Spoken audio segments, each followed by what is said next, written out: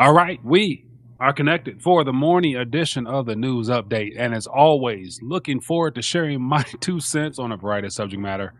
And more importantly, checking in with you guys and seeing what you're keeping your eyes on. So, as always, for those who are plugged in, wherever you're watching from, let me know where you're watching from. Feel free to share thoughts, ideas, and suggestions in the chat or the comment section if you're watching the replay. And I definitely will try my best to answer it according to what I can. But um, I want to talk about silver price distortions as a result of this weekend. And so this weekend was very, very busy, globally speaking, all in results to a lot of noise, as well as the possibility of some force majeure on a globally systemic bank that we are waiting to find out more about if that is the case. And so there's 3 or 4 different lanes that we can take to get to the ultimate question is how much is a real ounce of silver?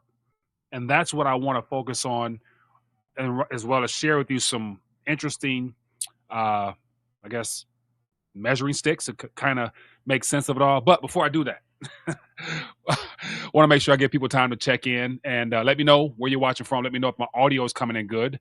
I would hate to be talking to my dang self, but we got people checking in from everywhere. I appreciate you for blessing with your presence, as well as if you have not hit that thumbs up button to show your support for the channel. Hopefully the algorithms click in and give people a chance to plug into alternative media where you get a chance to hear a story outside the box. Because if it's within the box, then more than likely it's going to be a lie. And if it's close to the rim or the edges, it gives you a chance to filter through the noise and see what sticks and what doesn't. So that's my goal here. And as always, before I move forward, let me just jump right into it, man. Let me just jump right into it.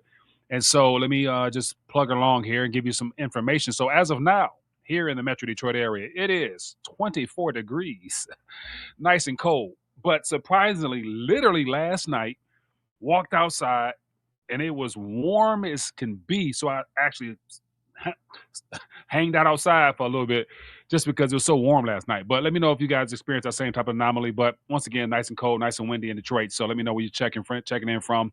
Let me know what your weather situation like. And also for those who might be new, you never know. I want to continue to remind people and encourage people, test your silver IQ. This is the time to really understand monetary history so you're not deceived and distracted by alternative delusional things that I like to call it. But once again, 15 quick questions help people to open up their mind towards history, things we weren't taught in school. So click the link in the description if you guys want to plug in with that, and we'll go from there. But all right, so I want to jump into it. So this video here was inspired by some videos I did throughout the weekend, all referencing spot price from whether it's Australia, whether it's the Shanghai Futures Exchange price, whether it's the Crimex, whether pick your tool that you use to capture a spot price. It's all wrong, and I'm going to show you why it's all wrong. Because literally, we're at the point now where the world has come to the realization that the spot prices that have been given to us are all manipulated, suppressed, and inaccurate compared to the real clamor to get physical. Because physical tells the difference, and I want to remind people, instead of worrying about or being conscious of necessarily the price, focus on possession, because it's the people who stand between you being able to acquire what you want in the forms of weight that matters. Because it's the bullion dealers, it's the holders of the physical silver when you go to buy it, or if you go to exchange it back into fiat, is where the actual price matters. And I'm going to share with you why I believe that is. So before we move forward, let me just jump into some things and share with you current activity since the last time I checked in, so you can get an idea as to how manipulated this system really is. So I want to bring on the screen right here. Let me get myself out the way here if I can. So this is literally the last couple of hours. And so as I move myself out the way so you can see what I see, give me 1 second here. All right, so let me move myself out of the way. Okay, so literally what we're looking here is literally the last couple of hours of activity. Now, if this doesn't spell criminality, I don't know what does.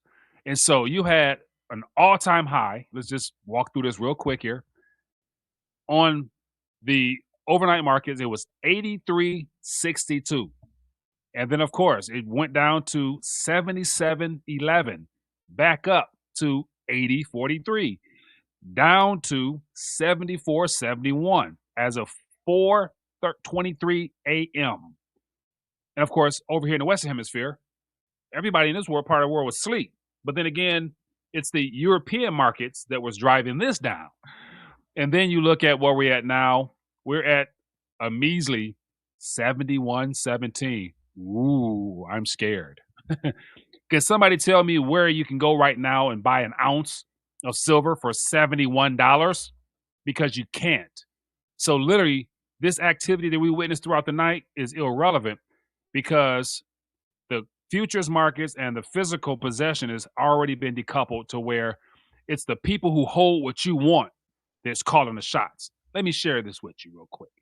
Let me just share this with you. Okay, so this morning I went to the Silver Team store just to check and see what prices were.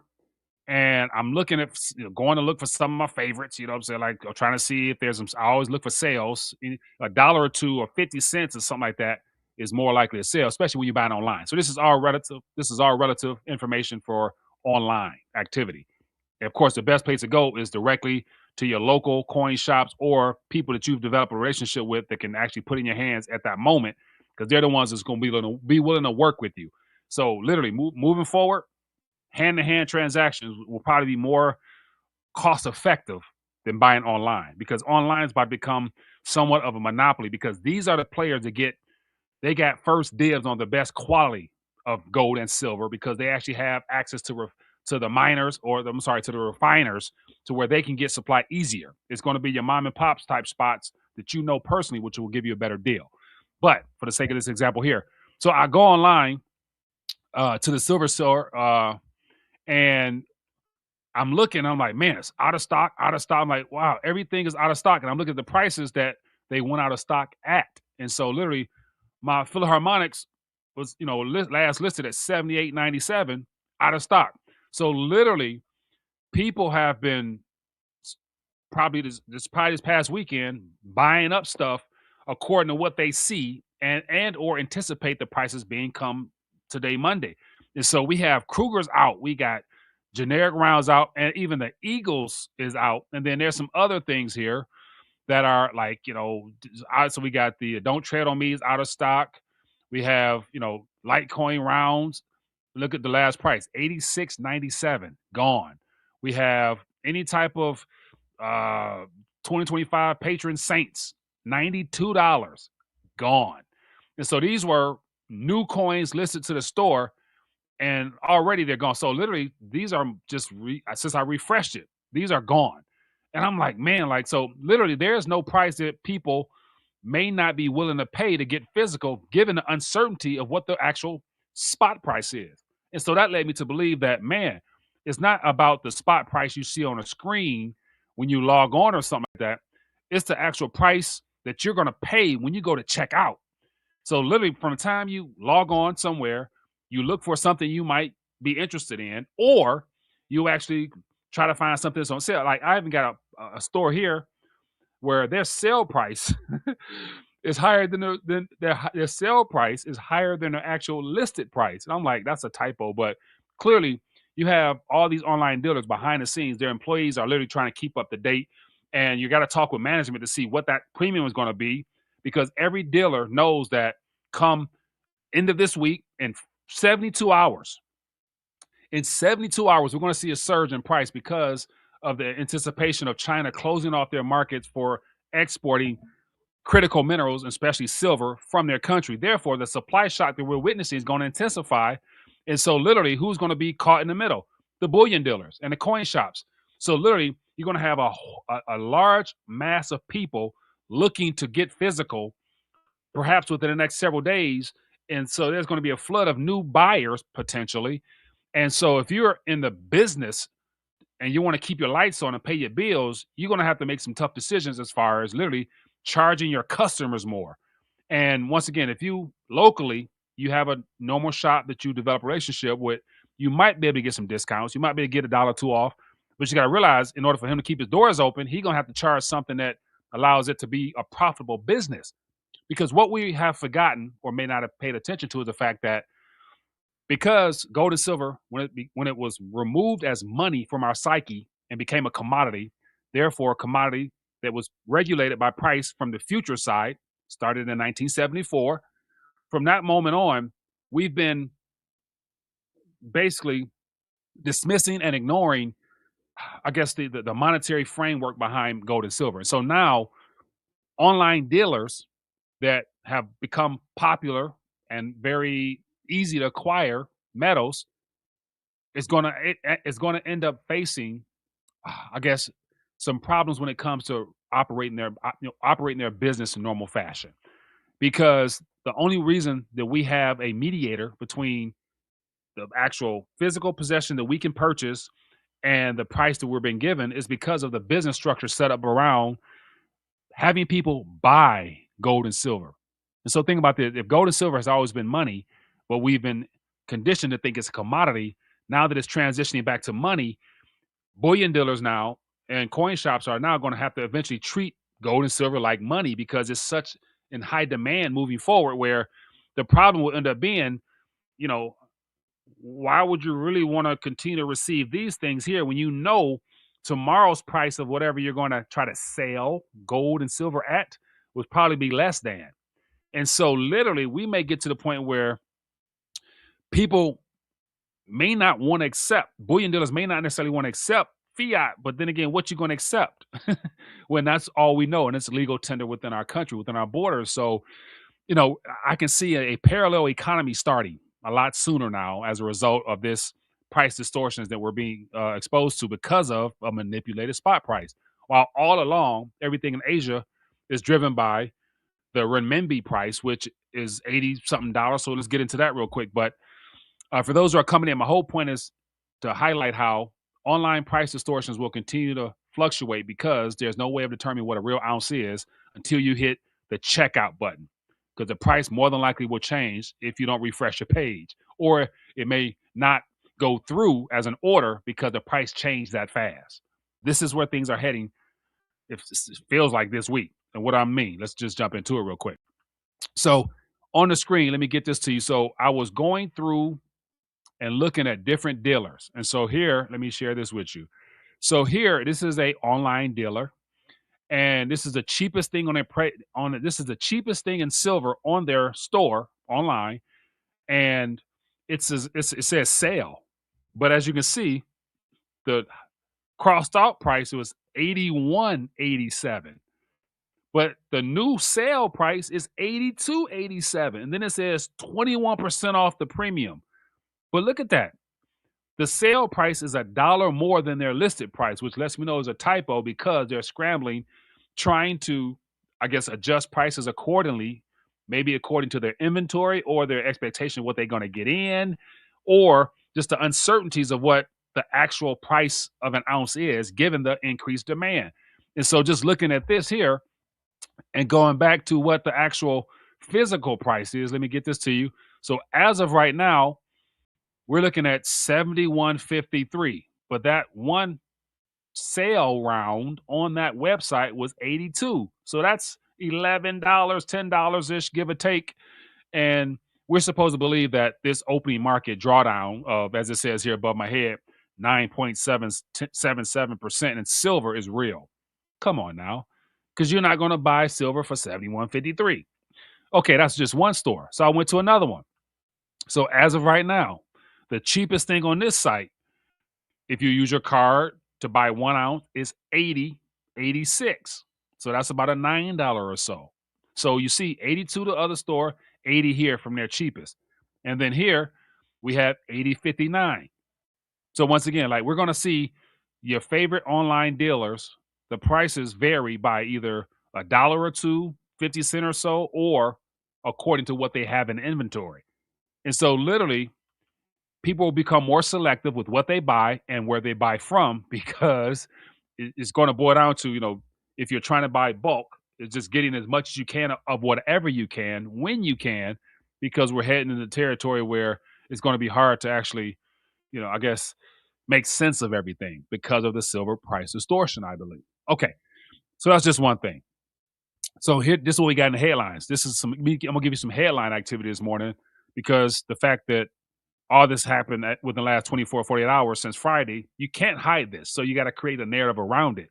What do I mean? Let's just look on the screen here. So here we have this morning from Bloomberg. It says, why silver price has been surging even more than gold.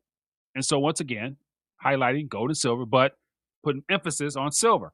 And then it goes through a nice lengthy, this is just some ninth lengthy. I'm not going to read it all, but it gives an interesting narrative, but it doesn't really highlight the true reason, I believe. And it has a lot to do with activity out east. So everything here in this article here is user friendly, somewhat accurate, but from the Western point of view, not the Eastern point of view. And when I mean Eastern point of view, what are the Asian regions doing that is putting them in a position of where they feel that they have to unleash the market manipulation that has suppressed silver and gold for decades?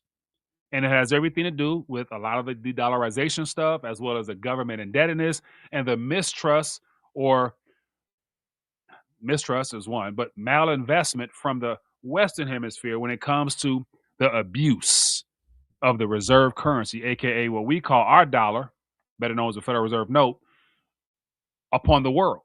And so the world is making some tough decisions right now with everybody going gold and physical, gold and silver-ish. But silver is the Achilles heel to the monetary structure because it is the most suppressed and the lowest dollar denominated asset out there. And what do I mean by that? Just simply just look at the fact that every other metal that is necessary for manufacturing, technology, health, you name it, are all four digits: 1,500, 2,000, 4,000. And here we are with silver, the most critical out of all of them, $71.61. Am I supposed to believe that's a real price? No. But we're going to find out soon enough. If we were to lump these critical minerals, natural resources from the earth into a basket that reflected true value according to availability above ground and in ground and actual use case and day-to-day items, silver is pretty much in everything. And it's the cheapest out of all four. So to me, that is an anomaly, which clearly China and other nations want to reveal as being a farce, and they're actually going to drive things upward. And so once it crosses into three figures, in my opinion, that's when those 10% moves will become very small. Because think about the compounding effect of 10%. So if it's $100 one day, and then 10% for the next day is $1.10, then $1.10 turns into a dollar. No, I'm sorry, not a dollar. 100, 110, and then the compounding effect from that of 10%, 10%, 10%, and then we're gonna look up and be a couple hundred. Pretty soon, it's like, damn, like where did that come from? That's how fast things can move because the price have been suppressed and manipulated for so long. And this is just on the surface stuff. Okay, so let me get into some other things that I bookmarked that I believe would be of interest to you as well. So I'm going to just run through a list of things that I bookmarked that are noise now until proven otherwise. What am I talking about? Okay, so on the screen here, this is from a guy named David Parker. I don't know him from A Man in the Moon, but let me see. He has 18,000 followers, so clearly people respect his opinion. And so what he shared, a bank just went under, and this was last night. And so it says, as this story is written at 11 a.m. Eastern U.S. time Sunday, some reports have been coming in claiming a systemically important bank, a major player, and the silver futures failed to pay its margin call by 2 a.m. and was liquidated by the futures exchange at 2:47 a.m. Eastern U.S. time, whatever. It says the reports are concealing the name of the bank, but it is confirmed that overnight the Federal Reserve was forced to pump another $34 billion into the banking system through the emergency overnight repo facility. Says this $34 billion is on top of the $17 billion which had to be pumped into 2 days ago on Friday morning. So the bank involved is described as one of the largest players in the precious metal derivatives, blew past every risk limit, breached every covenant, and exhausted its credit line. Then here you have a fact check. The overnight repo shows nothing beyond 17.25. Once again, but not even knowing this, but the New York Fed link being added to this obviously is referring to, as it mentioned in his little clip here, 17.25 was obviously the end of the week's activity, overnight repo. So once again, give it a day or two, we'll find out what's fresh and what's real. But When I saw this and others people talking about this, it didn't surprise me because I shared with you about a week or two ago. Let me see if I can grab it. About JP Morgan and the fact that JP Morgan holds. Let me bring this on. Oh my goodness. They took it down. They took it down. Okay, so I was about to show you an article about JP Morgan holding the largest silver hoard. And so literally I go into the URL, type in JP Morgan because it should populate in my user browser because I've talked about it before. And literally they've taken the article down. And so the up here in the title here, it says, I'll read you what's in the browser. It says, is JP Morgan hoarding silver here? Here's what it means as reports claim the bank has been stockpiling precious metals. And so that is the original name of the article, which is in the browser, but it says 404 error, meaning the Economic Times took it down. And so to my point, I can give you a snippet of what I was talking about. But in that article, it talked about there were 5 banks that were going long silver, 5 bullion banks going long, and JP Morgan held, I think, 470 million ounces of physical silver, and they had futures long contracts, the largest amount. But there was, I want to say, if I'm not mistaken, there were 5 banks that were still short. And so when I saw that and I brought that to your guys' attention, I'm like, wow, like there's 5 banks out there that are still short. So either they didn't get the memo that the big boys decided to just go along with it, basically letting it rip, or JP Morgan and the people who sit at the table, because mind you, everything that we're witnessing now, don't think that it's just random. Like, oh, they just decided to let silver rip. No, they're working together behind the scenes. I just rather be on the side of caution than just think, oh, this is our moment. Humanity is going to be free for the first time ever. Pumpy brakes, principalities and powers still in power. They just using different methodologies. But at the end of the day, I believe Jamie Dimon, who is the head man of JP Morgan Bank, from that article that told us the reported amount of silver they had, which is taken down now, that there was 5 banks or so that were still short. And I'm thinking like, man, like I wouldn't be surprised if the banks that are going long, because they're able and allowed to go long, more than likely because they have been able to secure a large enough physical holding that put them in position to be able to sit at the table to make, the to make to be a part of the decision making rather. And then you had the 5 banks, more than likely probably some Western banks or some smaller banks that could be used as sacrificial lambs to either allow those banks to fall short and be forced out of the game. So it's more so like if you can't bring weight to the table, then you're not a part of this group no more. You're going to get called out. And so if we are witnessing a systemic bank of some kind that went under, and all this activity happened within the last couple of hours, showing signs of selling and dumping and all that stuff like that, then we'll find out the truth eventually. But as always, the globally systemic banks are more important than nations in a sense. So there's always going to be a backup for them. It's called the federal government and the Federal Reserve. They're going to always step up to the plate. Hence the idea of the repo market being tapped and stuff like that. So even though the big boys, may sacrifice some of their own kind, the people who have physical, who probably were in the decision-making process for that, they're going to be okay. They're going to be okay. While all along, clearly in Shanghai and in other parts of the world, they're still driving the physical side of things. So we'll wait and see. There's no need to get all up and in. We'll find out the truth as it always surfaces after the fact. But in between all that, you should just focus on possession, not the price. Okay, so that's just one way of looking at it. Okay, but let me give you a couple more here that I think will be worth your while. So these are just some things I bookmarked, highlighting some of the noise as well as some of the concerns that people may have in reference to the price. So here, Shanaka Pereira does a good job of posting stuff regularly. He put this out this morning, and I was like, man, I got to make sure I mention this. But it says silver, crashed 5% and you panicked. It says Meanwhile, Shanghai kept buying at $82 while your screen showed 72. He says same metal, same hour, $10 gap. It says the gap did not close during the crash; it widened. You are watching a market sell-off. You are not watching a market sell-off. You are watching a paper market get divorced from physical reality in real time. It says CME raised margins twice in 17 days, right into the holiday liquidity when nobody can wire funds. Leverage longs got slaughtered by design.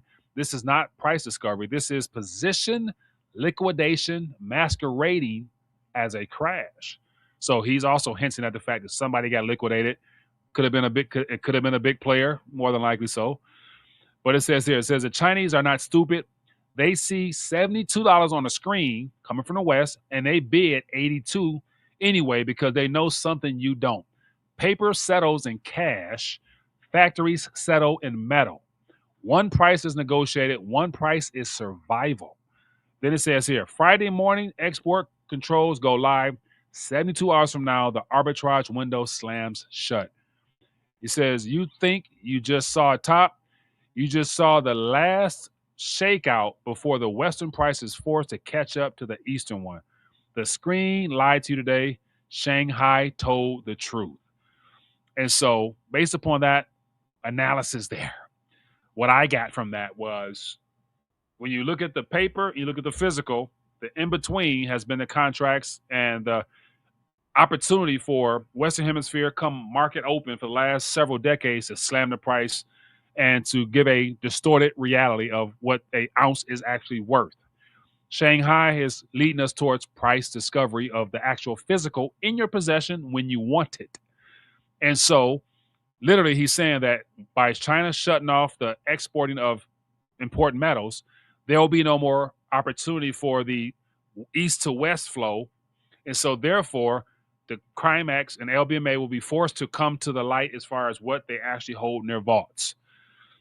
Because the futures game will literally become a problem because if they can't meet their obligations, they're going to have to do what? Unravel those trades and or exit. And by exiting, you're cutting your paper game short and your manipulation short. Therefore, what's left? The actual price of an actual ounce when you need it in your hand. And clearly, China is showing us what that is. So just for starters. So literally, that 82, 83, 84, whatever it is now, it's the starter kit. Because as I showed you a couple minutes ago, you look at the other monetary metals that are crucial, they're all in four figures. We're still talking about two. Wait till we get to three. Then we can have a different discussion as far as what, an ounce of silver might really end up being. That's just my opinion. But it doesn't stop there. I got more for you. I got a lot more for you. Let me give it to you straight all at one time if I can. Let me go back here. Give me a second. And I'll share more things I bookmark, which just helps paint a different picture than what we're being told. Let me see. I got all types of stuff here. Okay. So here is, I'll make this last one just to give you an idea of a narrative from out east.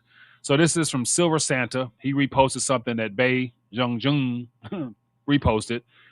And it says Chinese physical 83.52. LBMA paper 75.50. This was 6 hours ago. It says crazy spread is 10%. We know where silver will be going. East China is still in control. Export restrictions in 3 days. And so here we have the closing benchmark prices of an ounce for today, or which was yesterday in Asia. But as you can see here on the screen, 83.52 for an ounce settled in your hand. And then that's a $2% rather, increase from the previous trading day. And now it's up to 18,797 renminbi and climbing. And then you got the vaults here. How much has left their vaults above my head here? This red, 32,000 kilos, 22,000. So 32,000 kilos left their vaults on Friday and 22 today, where those are, I believe, the settlement of those futures out there into physical. And so because of the drawdown on their vaults, because of the increased surge of everybody wanting physical, I believe that's a part of the reason why they're cutting off exporting metals out of their country to the world because the demand is picking up within their borders. So they got to make sure they got enough to keep their operations open because they've chosen to supply the world with physical, not be reliant upon paper, nothing, IOUs. So once again, this is where we're at now. Complete distortion and decoupling of the paper to reality. Reality means not necessarily the spot price, but the price that you're going to pay when you go to buy something. And so while they're driving it higher out east, the West will be forced to, come to the realization that they can't no longer suppress the price that matters. Because once again, when you go online and you go to your coin store, they're all in a tight spot now because inventory for some is better than others. That therefore they want to keep their doors open. They're going to charge you more when you check out, and or at some point they're going to say, hey, we have to figure out a new method in order to keep these operations running, and therefore, tell them what that next is. But at the end of the day, I remember mentioning this a couple years ago when I was talking with Andy Scheckman from Miles Franklin, and I put forth the question, like, at some point in the future, when everything is kind of starting to be revealed, would it still be worthwhile for bullion dealers to accept paper? And I remember that question kind of stunned him a little bit, but it's like, at some point in the future, like, if your business model is to sell people real money and you get IOU nothings, how much longer will you take that trade before something has to give? And I wouldn't be surprised if 2026 we come to some type of, realization of that trade no longer works for a business model. And so we'll find out which company, it will be a company that's forced to make some tough decisions. And of course, crypto right now is not sufficing because the capturers of it are, suppressing price there as well until they're ready. And so what do I mean by that? Bitcoin is everybody's favorite. And literally over the last several days, I've been having a ball just having some back and forth with the crypto community because for some reason, it becomes such an emotional experience for the Bitcoin community because they are so captured by the idea that Bitcoin is going to free them from, I don't know from what, and it's like the groupthink amongst the Bitcoin ecosystem is so closed off that they don't appear to be open to the idea that gold and silver is supposed to be your first choice because it's real tangible and it's something your great grandfathers used to use and have as a store of value, and all this computer stuff is just 16 years old. So use it as a trade, not as like your life focus.